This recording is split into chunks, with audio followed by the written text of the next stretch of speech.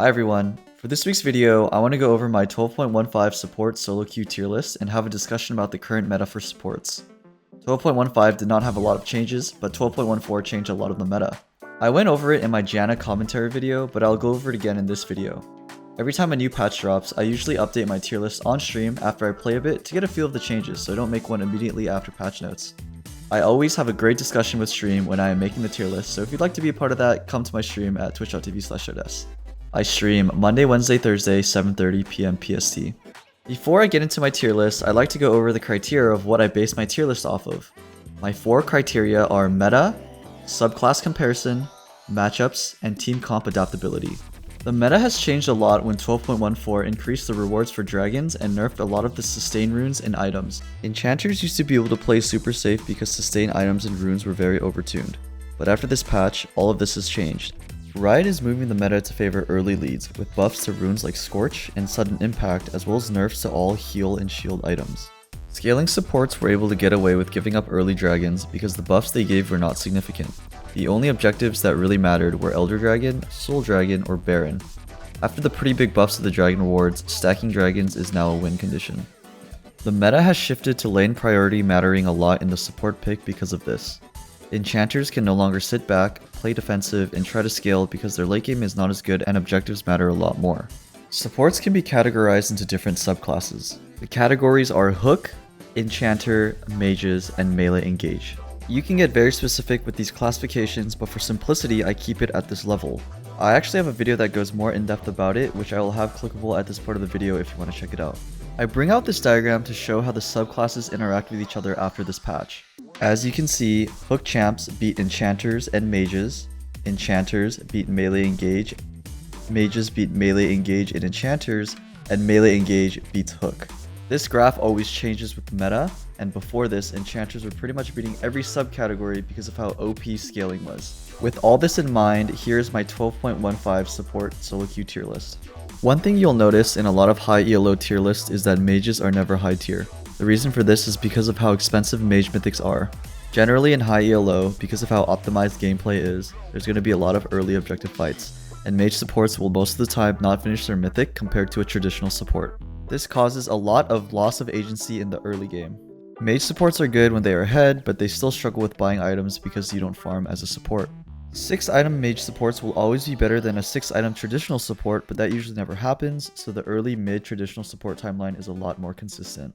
Also, mage supports are better in lower ELO because they have more agency as opposed to non-mage supports having to rely on their lower ELO teammates. I'm not going to cover everything below tiers B and C, but there are some champs I would like to talk about in tier B. Starting with Sona, I think she became very weak because of how the game is played out now. She usually never has any lane prio and has to give up a lot of objectives to scale late, therefore I think she lost a lot of her strength, so I moved her down pretty far. Moving on to Leona, she got buffed in 12.15. Her Q mana was decreased and her RCD became 0.25 seconds longer. These buffs are nice, but I don't think they bump her up to the A tier. A big reason why she's in B is because she struggles against a lot of the S-class champs. The Leona matchup into Janna and Renata is very hard because they can both deny her E. Thresh also got a buff in 12.15 that decreased his Q cooldown and also gave him increased damage. I think this buff is really nice for Thresh because after durability he was struggling to kill even after hooking champions like Enchanters. Even though this was a great buff, it doesn't fix his biggest problem, which is how squishy he is. I think Riot is sprinkling buffs on Thresh just because it's very easy to make him very overtuned due to his nature of his kit. Thresh is one of the best supports because of how much utility he provides. It's very rare for a support to be able to initiate and peel as well as Thresh. Senna is the bottom of A tier because she still has a lot of potential to carry, but hook champs are becoming meta again, so she is not that great. At the peak of Enchanter meta, Senna was one of the best champions to play, but after multiple nerfs, she is definitely a lot weaker. Moving on to Nami, she definitely has some lane matchups that are very oppressive. Pairing her with certain champions like Draven, who is currently meta, or Lucian can make her feel like an S tier champ, but with other ADCs she is decent. The biggest issue with Nami is that she is bad blind, and her skill shots are very hard to hit because everyone in the game runs at 1000 miles per hour.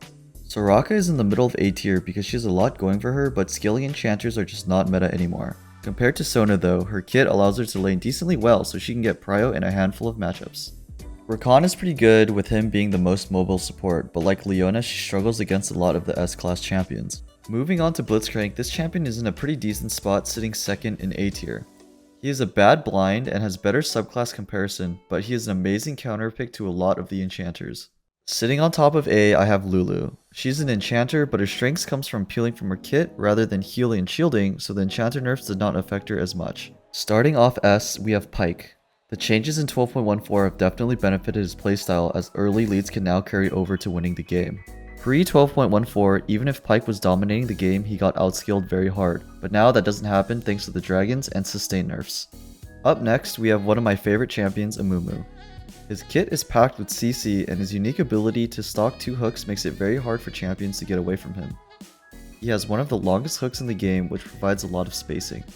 He can't be blind picked because melee engaged support champs can stat check him, but into other matchups, he is amazing. Taric is one of the most underrated support champs who I feel like became good out of nowhere. I think a big reason why he started to become so strong is when the durability patch happened. He dominates in the hook matchup and is the best melee engaged support champ. He is a hybrid of an enchanter and melee engaged support, which allows him to scale. He has bad matchups into enchanters that don't allow him to auto, but other than that, he is very good. Another one of my favorites, we have Ashe.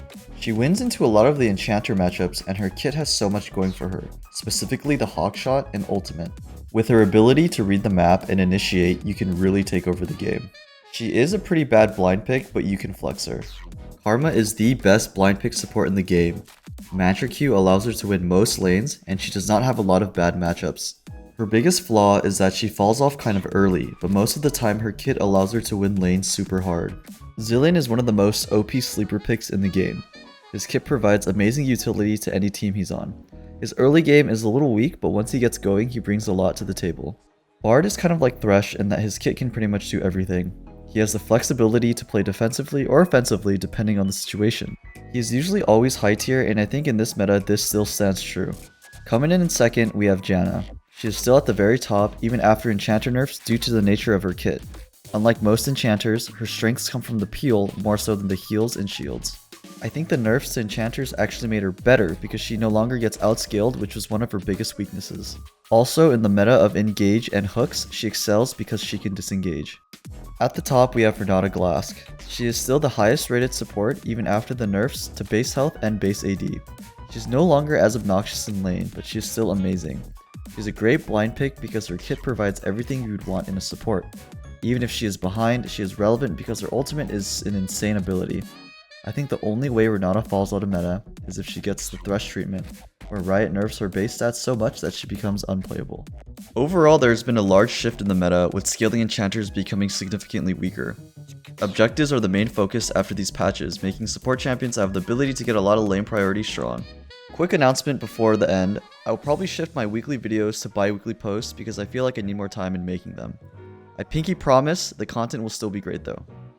As always, thank you so much for watching. I've been getting some great feedback on my videos and it makes me super happy to hear. Hope you have a wonderful day. Goodbye.